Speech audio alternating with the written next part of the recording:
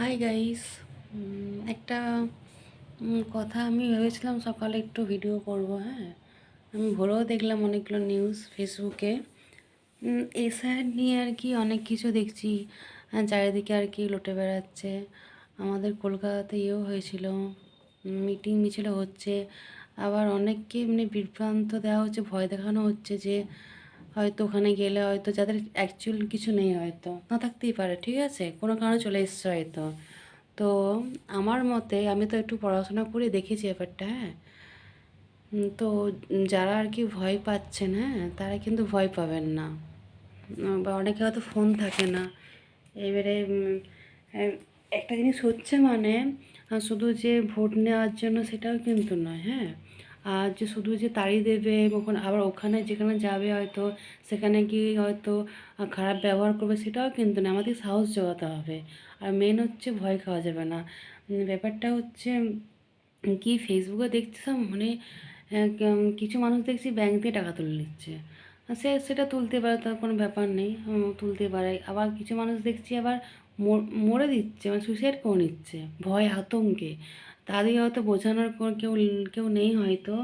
তো আমার মতে বলে, এই কথা মানে বলছি, হয়তো আমারও তো না থাকতেও পারে, অনেক কিছু না থাকাটাই স্বাভাবিক, ঠিক আছে।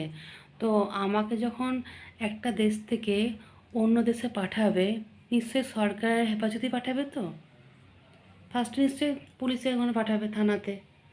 তো ওইখান থেকে নিশ্চয়ই কোনো ব্যবস্থা অবশ্যই করবে, এটা আমার মনে হয়। তো আমি জানি না ব্যাপারটা, আই থিঙ্ক। তো আমার ভিডিওটা এই জন্যই করা আর কি, যারা এটা নিয়ে ভয় পাচ্ছেন, আতঙ্কিত হচ্ছেন, বা হয়তো কারো কথায় কারোর প্রলোচনায় নাচছেন, তারা কিন্তু এরকম করবেন না। আর জীবন তো একদমই দেবেন না। যা হয় হবে। কারণ ওখানে কি মানুষ বাস করে না? বাংলাদেশ কিন্তু খুব সুন্দর জায়গা। আমি তো ভিডিও দেখি, ঢাকা শহর একটা আছে, ওখানে মানুষের হাতের কাজ খুব সুন্দর।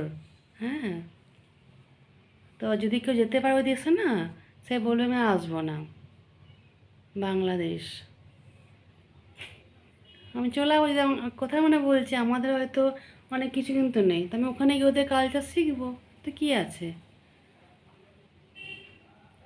মানে ভিডিও দেখেছিলাম বাংলাদেশের নকশি কাঁথা কত কিছু সব ছিল আর কি, পড়েওছি বই আর কি। এত সুন্দর সেলাই কাজ ওখানে একটা ছিল।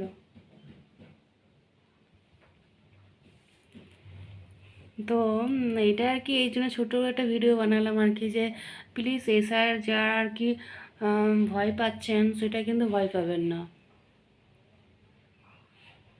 কারণ যারা মানুষকে ভয় দেখাচ্ছেন, বিশেষ করে যারা গরিব মানুষ, তারাই কিন্তু ভয় পাচ্ছে, না তাদেরকে বোঝানোর কেউ নেই।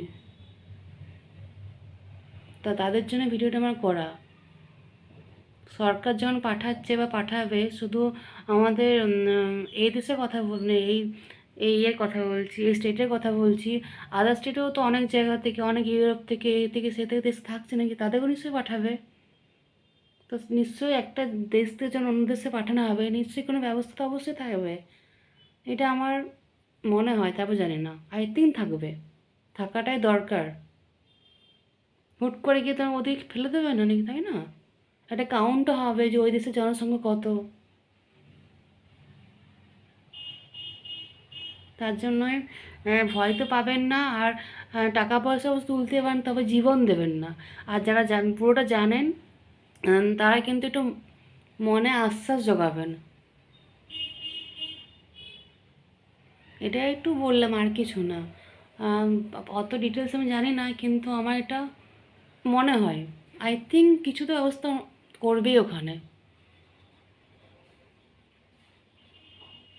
এমনি পাঠিয়ে দেবে, তারপর কী হবে, যে মেরে দেবে, কোনোদিনই না। তো ব্যাস এইটুকুই বললাম। আর টেনশন তো করাই যাবে না।